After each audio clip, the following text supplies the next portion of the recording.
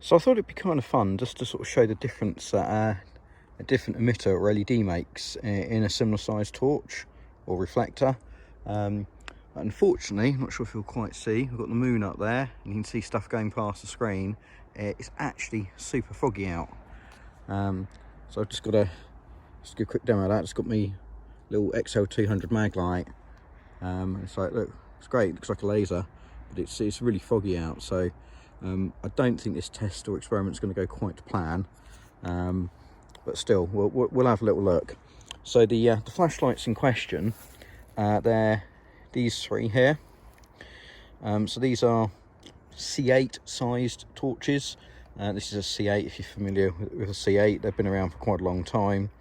18650 battery tube with a large reflector. So the oldest one of the bunch is this one here, which is actually Crelant V9CS.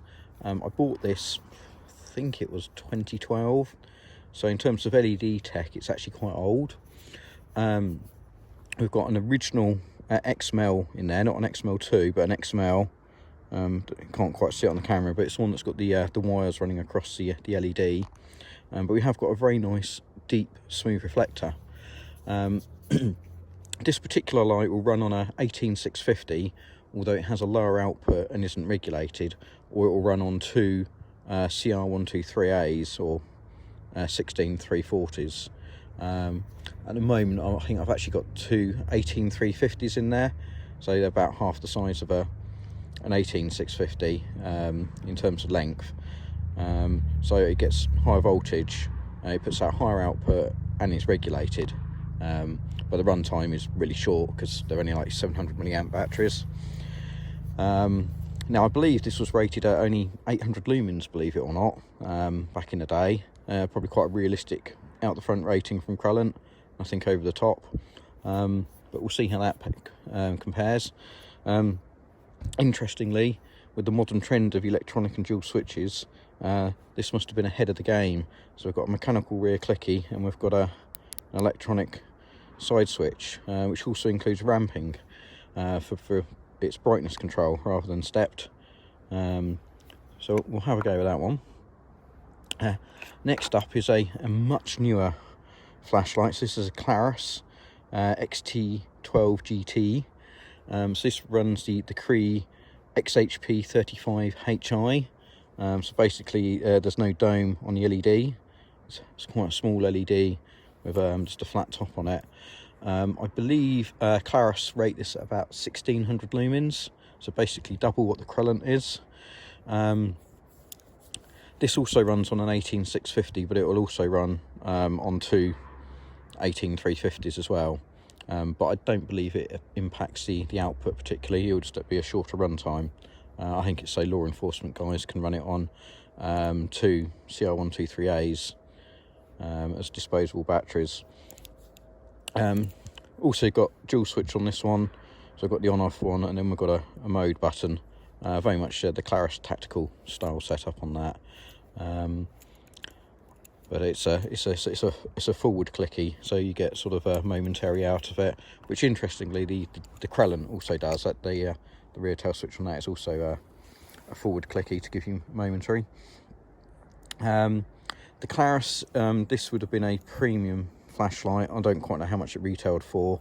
I acquired this one second hand. The Crelant, sort of middle of the range.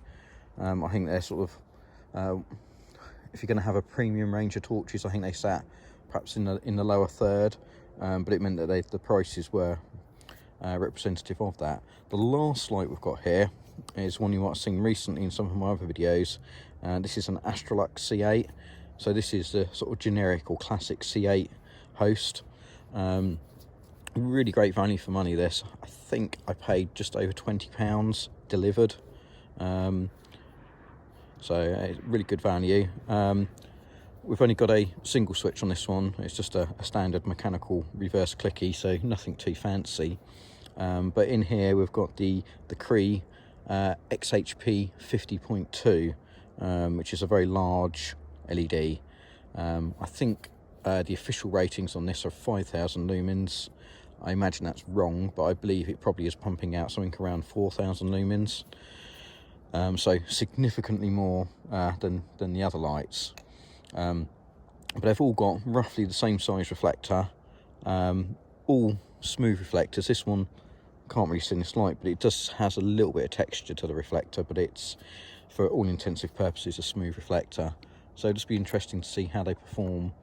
And then just as a sort of a wind up the comparison, bring out one of my favourite torches still. So this is a classic mag charger from Maglite. Still running the incandescent bulb, but interestingly we've got a smooth reflector that actually, despite the larger physical head, the reflector isn't massively different sized to the other torches I've got here. So it's sort of a worthy comparison.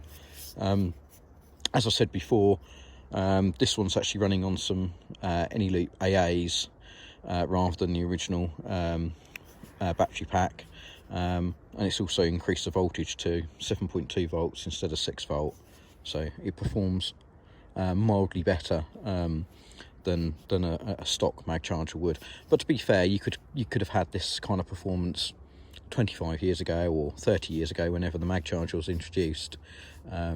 So it's quite a good comparison against the LED tech. Right, so let's get started. So first up, we've got the Crelant. So let's just give this a go. I'm only going to use these on high mode.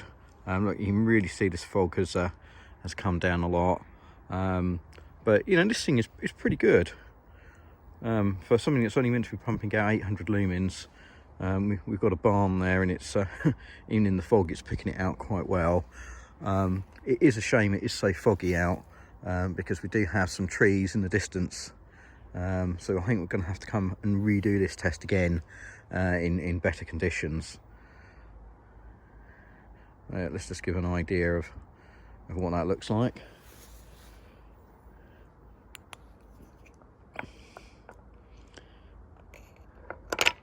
Let's move on to the Klarus. So remember, officially we're stepping up about double the number of lumens here, 800 to up to 1600. And I think the biggest thing here is actually the central beam is much more intensive.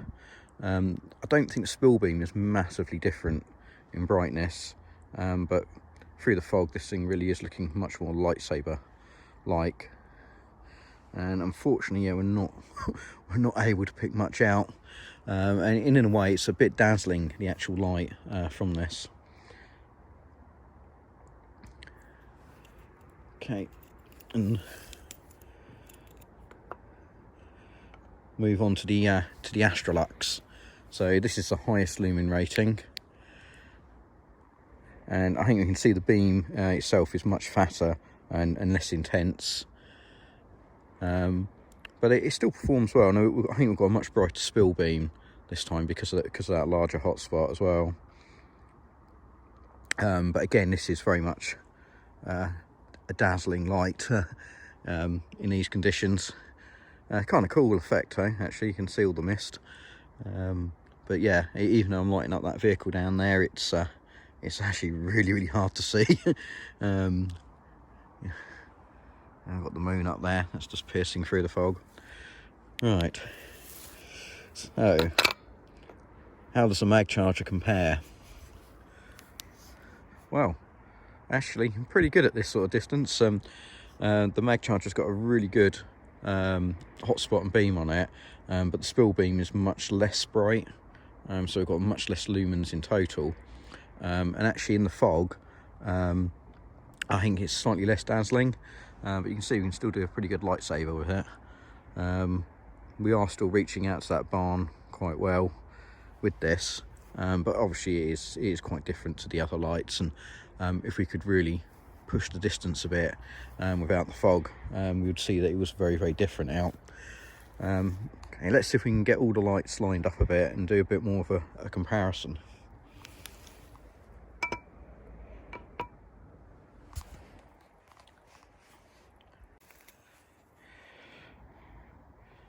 So I'm not sure it is a great comparison, but we've got all three lined up. And I think you can see on the left we've got the Crelant, this one here, with the XML, the XHP 35 and the XHP 50, and you can sort of see the beam profile differences. So definitely the XHP 50 has the narrowest beam, but that does give it the best intensity. A little bit crossing over here, so it's kind of hard to really see which beam's which. Okay, so yeah, XHP 50 just step down, just step that back up again. Ultimately, I think they all perform really well, but the old Crelant definitely puts out the least light and the least throw. Let's just add the old mag charger to the mix there as well. It's a very different beam. You can see how well this mag charger throws actually. It's pretty much matching the others for beam distance. It's just a lot less light going down range. But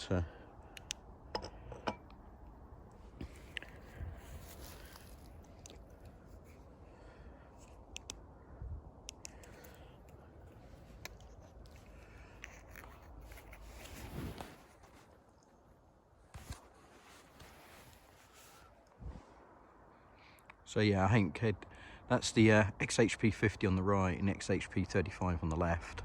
So you can just see, if we look at the beams at the sky, definitely you got more throw from the XHP 35.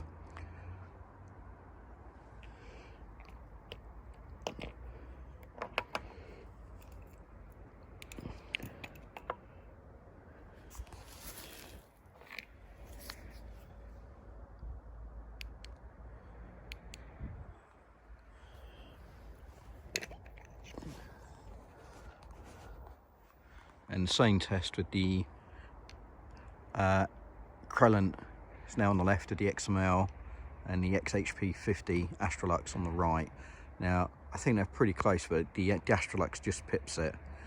So I think it fundamentally proves that stuff has got brighter, even in the course of only 8 years of LED technology, which in itself is quite interesting.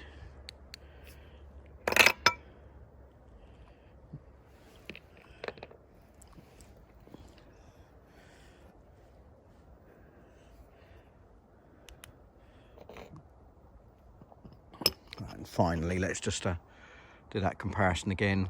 So we've got the mag charger on the left and the Crelant with the XML on the right, and they're really close. I think the mag charger just pips it, to be honest.